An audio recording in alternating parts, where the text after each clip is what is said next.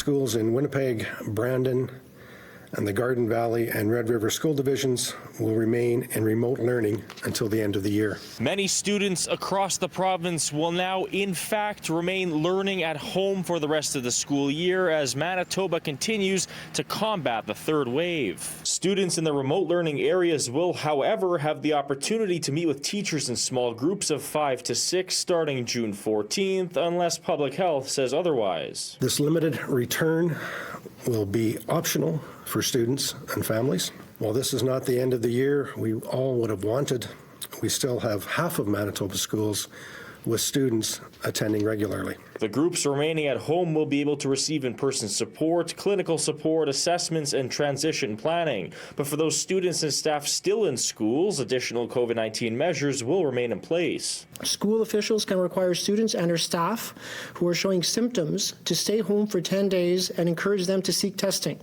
Household members without symptoms should also self-isolate or quarantine until the sick individual's test result is received. 21% of all COVID-19 cases across Manitoba are in school-aged children. As of May 30th, there were 335 cases linked to schools in the last 14 days and 170 schools with one or more cases, and most of these schools were already in remote learning. With cases still high and ICU and hospitalization numbers still putting a massive strain on the healthcare system, Radine Carter from the Winnipeg School Division says she isn't surprised by the announcement. We're really encouraging families, parents, and guardians to try and make sure that they keep their children engaged through these next few weeks. Manitoba Teacher Society President James Bedford says he is still unclear about how decisions are being made. What's the process? I think sometimes we'd like them to share a little bit more information about the checklist, about the process they go through to make this determination, because it has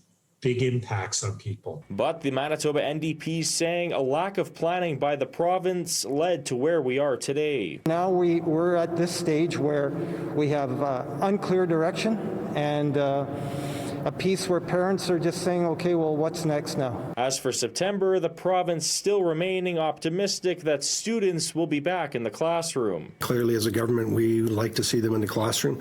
That's where they learn the best. They also have the opportunity to engage with their peers, and we certainly recognize the importance of that. In Winnipeg, Alex, Karpa City News.